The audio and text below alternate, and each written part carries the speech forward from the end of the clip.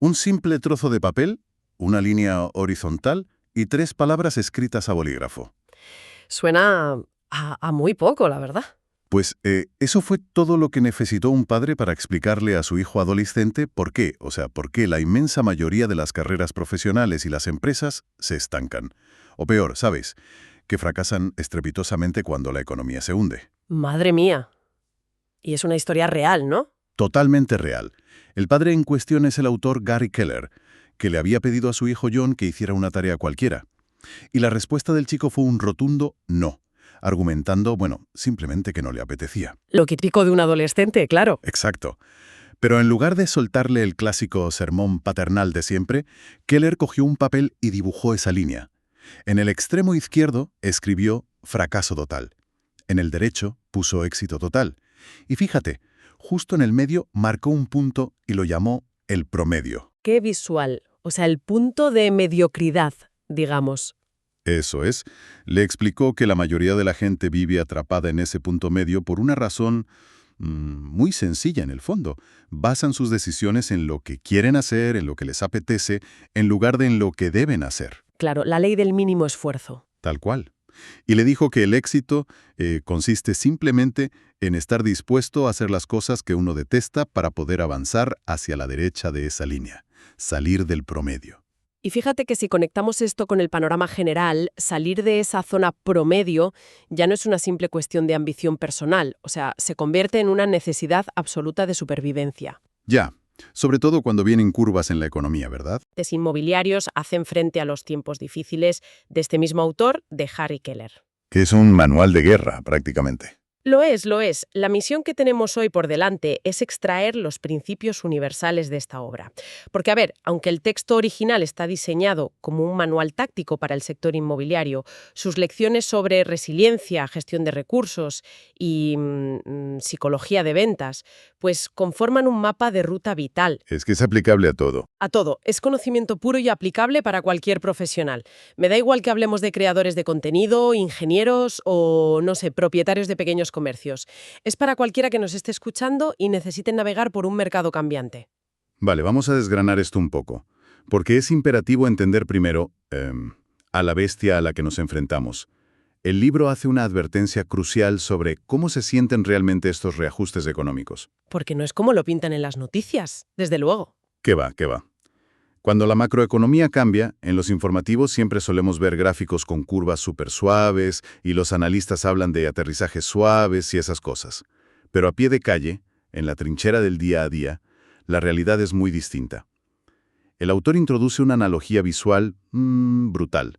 Compara un cambio de mercado con el golpe de un palo de golf. Esa analogía me encanta porque la física detrás de este palo de golf explica perfectamente el pánico que se vive en las calles. Totalmente. ¿Cómo funciona exactamente, según el libro?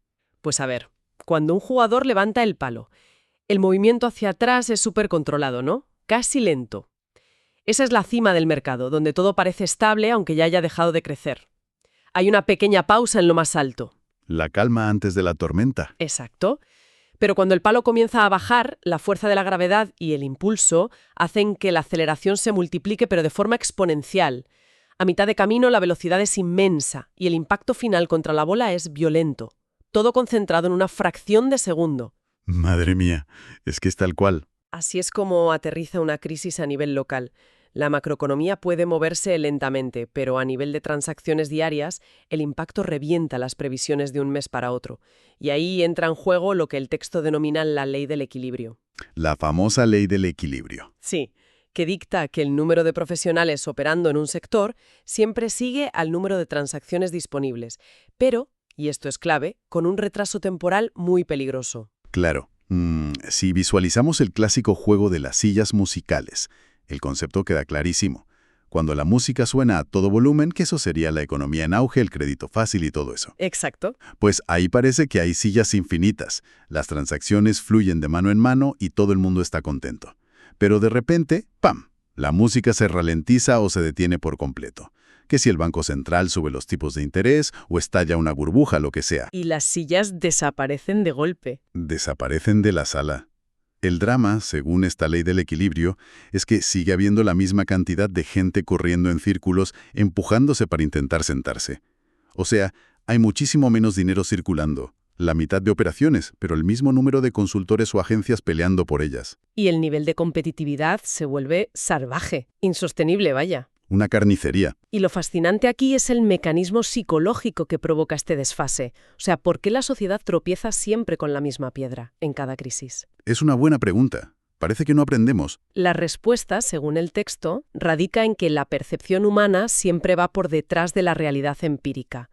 Durante los años de bonanza, el mercado se inunda de nuevos profesionales porque el éxito parece barato, parece fácil. Cualquiera vende, claro. Exacto. El auge enmascara la incompetencia. Casi cualquiera puede cerrar ventas porque la demanda supera la oferta, pero cuando el mercado cae por el precipicio, el volumen de negocio desaparece de la noche a la mañana y los profesionales se resisten a abandonar el sector. Se aferran a que es solo una mala racha, ¿no? Se aferran a esa esperanza de que sea un bache temporal. Y ese intervalo, ese tiempo de pura negación, crea una presión insoportable. El mercado no te expulsa de forma educada, expulsa violentamente a quienes no adaptan sus métodos, porque las matemáticas no dan para alimentar a todos.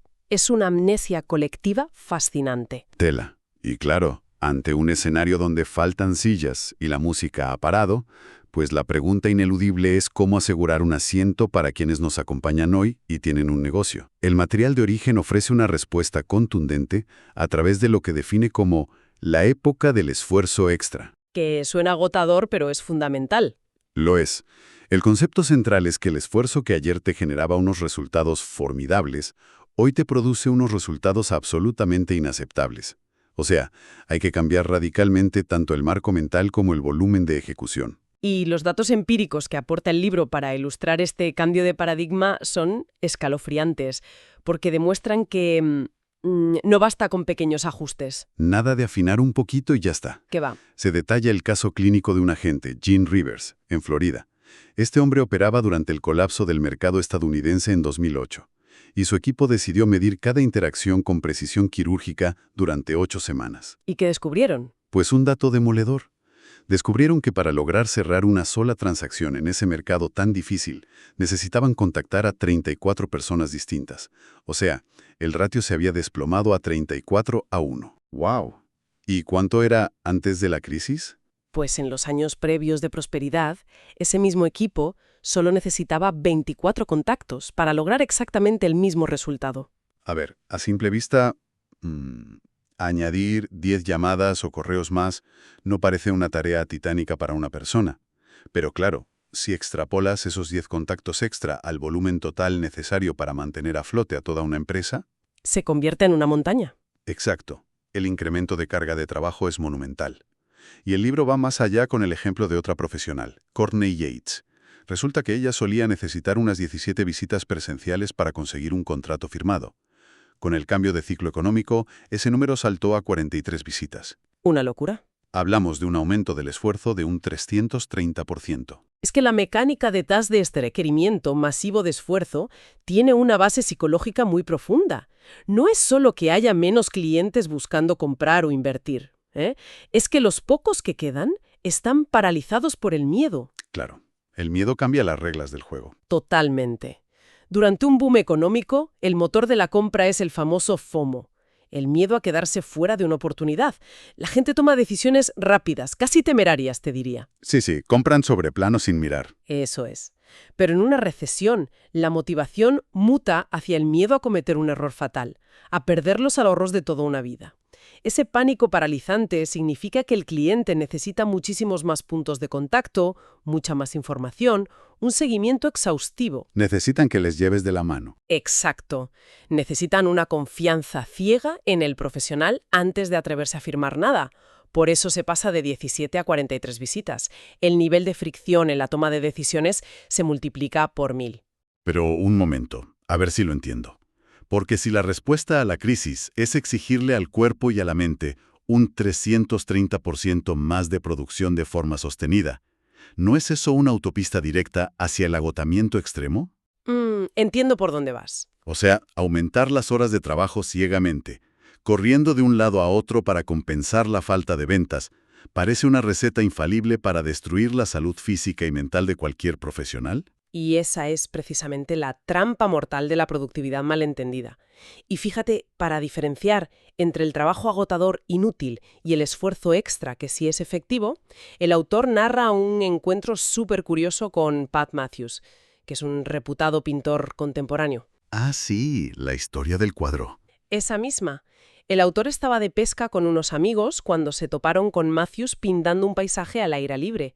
Y en cuestión de un par de horas, mientras mantenían una conversación súper casual, el artista completó una obra maestra. Claro, y cualquiera que lo vea asume que esa velocidad es fruto de, no sé, una inspiración mística inalcanzable, ¿no? Exacto. Pero al preguntarle por su método, Matthews desveló un enfoque casi industrial. O sea, dominaba su arte gracias a una práctica implacable de los fundamentos. Se obligaba a terminar como mínimo un cuadro completo cada día. Y lo más revelador de todo, ¿El qué? que utilizaba un cronómetro para forzarse a pintar bajo la presión del tiempo. ¡Qué barbaridad! O sea, el cronómetro lo cambia todo. Destruye por completo esa idea del artista bohemio esperando a las musas y lo convierte en un atleta de alto rendimiento. Tal cual. Y en el ámbito empresarial, pues esto significa que el esfuerzo extra no equivale a quedarse mirando la pantalla del ordenador hasta la madrugada sin rumbo fijo. Significa volver a las escalas musicales del negocio. A los básicos, sí. Claro. ¿Cuánto se tarda en redactar una propuesta? ¿Con qué rapidez y agudeza se responde a las objeciones de un cliente? ¿Cuántas llamadas en frío se pueden ejecutar en 60 minutos sin perder la calidad del tono de voz? Es una intensidad atlética aplicada a las acciones que generan ingresos directos. Concretamente a la captación de prospectos o leads. Y claro, toda esta intensidad atlética tiene un coste. Y aquí surge una paradoja brutal en la gestión de crisis. Cuéntame. Pues que por un lado se exige multiplicar el esfuerzo de captación, lo cual suele implicar gastar dinero. Pero por el otro, el material de origen marca como táctica de supervivencia innegociable la protección absoluta del margen de beneficio. O sea, cortar los gastos hasta el hueso. Uf, la tijera. Sí, sí.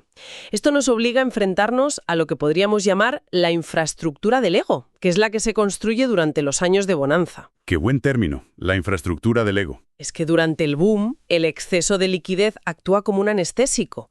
Entra tanto dinero en la caja que oculta las ineficiencias, tapa las malas decisiones operativas y permite financiar caprichos empresariales que en realidad no aportan valor al cliente final. Aquí es donde la cosa se pone realmente interesante, porque el autor utiliza una herramienta mental brillante para esto, que es el juego del semáforo. Sí, me parece una visualización genial. Es que cuando el mercado está en la cima, los directivos y profesionales juegan con el semáforo permanentemente en verde. Luz verde para contratar un nuevo software de gestión carísimo, luz verde para renovar la oficina con muebles de diseño, luz verde para campañas de marca sin un retorno medible. Todo es para ganar dinero, hay que gastar dinero. Exacto. Se asume como un dogma de fe. Pero al primer síntoma de contracción económica, la regla fundamental de este libro es cambiar violentamente el semáforo al rojo. Absolutamente todo se detiene. Frenazo en seco. Frenazo total. Se audita cada céntimo que sale de la cuenta bancaria. Y un gasto solo consigue la luz verde si se puede demostrar, con datos sobre la mesa, que ese dinero generará un retorno directo y múltiple. Hay que cortar y podar sin compasión hasta asegurar la rentabilidad. Pero claro, yo estoy segura de que a mucha gente le surge un contraargumento clásico ante esta idea del recorte extremo. A ver. Si el entorno ya es hostil y encima empiezas a cancelar suscripciones, reduces la plantilla y paralizas la inversión publicitaria, ¿no se corre el riesgo de asfixiar el propio negocio? Ya, es como tirar piedras contra tu propio tejado. Exacto. Imagina un globo aerostático perdiendo altura rápidamente sobre unas montañas. Para no estrellarte tienes que aligerar peso, lógico. Pero si por error tiras los tanques de propano en lugar de los sacos de arena, el globo se desploma irremediablemente. Entonces, ¿cómo evitas recortar el músculo vital junto con la grasa? Es la pregunta del millón. Recesión es que a veces no basta con tirar los sacos de arena. A veces hay que arrancar los asientos de cuero de primera clase que instalaste durante el boom. Y eso duele profundamente en el orgullo. Duele en el ego, totalmente. Pero la poda nunca debe ser una reacción de pánico ciego. Debe ser un reajuste estratégico para rescatar capital. Ese dinero que recuperas al cancelar servicios inútiles o cuotas ocultas no se esconde debajo del colchón. Se reasigna inmediatamente a la única actividad que puede mantener el globo en el aire. Que es la búsqueda activa de clientas. Eso es.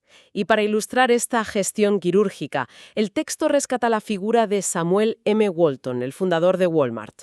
Sam Walton es el ejemplo perfecto de no dirigir desde la Torre de Marfil, desde luego. Totalmente. El estilo de Walton se definía como gestión por aproximación.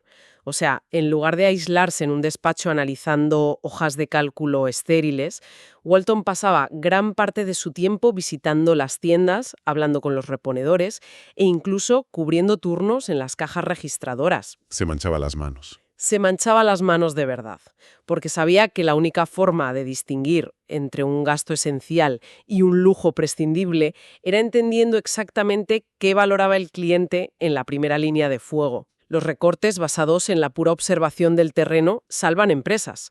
Los recortes decididos en una sala de juntas por puro pánico matemático las destruyen. Bueno, entonces, ¿qué significa todo esto? Hemos redoblado el esfuerzo, hemos puesto el semáforo en rojo y hemos rescatado un capital vital podando el ego de la empresa. El siguiente imperativo, y la táctica número 4 del manual, es salir a buscar la aguja en el pajar. Que en una economía en recesión, te aseguro que es una aguja muy pequeña. Ya te digo, los clientes motivados existen, ¿eh? Pero están escondidos, asustados y rodeados de ruido. Y para llegar a ellos, el texto establece 2 pilares de acción irrenunciables. Lo que llama las 2 M's, el mensaje y el método. Abordar el mensaje primero es fundamental. El discurso que te llenaba la agenda hace 2 años es ahora completamente ineficaz. No sirve de nada. Di nada, si tu público objetivo teme perder su poder adquisitivo o no conseguir financiación, pues un eslogan festivo o centrado en el lujo genera rechazo inmediato. Suena hasta frívolo. Exacto. El mensaje tiene que interceptar la conversación de miedo o incertidumbre que el cliente ya está teniendo en su propia cabeza. Y más allá de la empatía, tiene que incluir un gancho ineludible. Debe ofrecer un valor tan claro, ya sea directo o indirecto, que provoque en la persona la necesidad física de coger el teléfono o rellenar un formulario en ese mismo instante. Y una vez que tienes el mensaje afilado como un bisturí, pues entran en juego la segunda M, el método. Aquí el autor expone una dualidad que marca la diferencia entre la vida y la muerte en los negocios, la batalla eterna entre el marketing y la prospección. ¡Ay, la gran batalla! Sí. El marketing se define como una actividad de atracción pasiva. Consiste en pagar por un anuncio, patrocinar un evento o publicar contenido impecable para luego sentarte a esperar pasivamente a que alguien decida contactar. Y eso devora dinero a una velocidad espantosa. Una barbaridad de dinero. Por el contrario, la prospección es la búsqueda activa. Es rastrear bases de datos antiguas, llamar a puertas, enviar propuestas personalizadas o descolgar el teléfono 100 veces al día. Devora tiempo y energía física. Sí. Fíjate, para visualizar esta dualidad, pensemos en una técnica de pesca. El marketing es el equivalente a comprar una red gigantesca, carísima, y lanzarla al océano abierto cruzando los dedos para que por pura estadística algún pez despistado se enrede en ella. Que cuando hay muchos peces funciona bien. Claro, cuando el océano está lleno, durante el boom económico, la red funciona de maravilla. Pero cuando llega la recesión y el océano se vacía, lanzar esa red es un desperdicio financiero letal. La prospección, sin embargo, es como sumergirse en el agua empuñando un arpón de precisión. Vas a por la presa concreta. Eso es. Exige buscar activamente al pez, acercarse sigilosamente, apuntar y lanzar el golpe directo. En tiempos de escasez absoluta, el arpón siempre debe dominar sobre la red. Y esa preponderancia de la prospección activa sobre el marketing pasivo no es una preferencia de estilo. O sea, es un imperativo de agilidad táctica. La prospección genera feedback instantáneo. Lo ves en el momento. Claro. Si un guión telefónico para rebatir objeciones no te funciona en las 5 primeras llamadas, lo corriges para la sexta. ¿Cuál es el coste del experimento? 0 euros y 20 minutos de tu tiempo. Insuperable. En cambio, si una campaña masiva de marketing resulta tener el tono equivocado, el descubrimiento lo haces semanas después, cuando decenas de miles de euros ya se han esfumado irremediablemente. Te has arruinado antes de darte cuenta. Exacto. El libro detalla esta diferencia de intensidad ejecutiva con un ejemplo muy clásico del sector inmobiliario, la jornada de puertas abiertas, o open house, para enseñar una propiedad. Ese desglose es espectacular, ¿eh?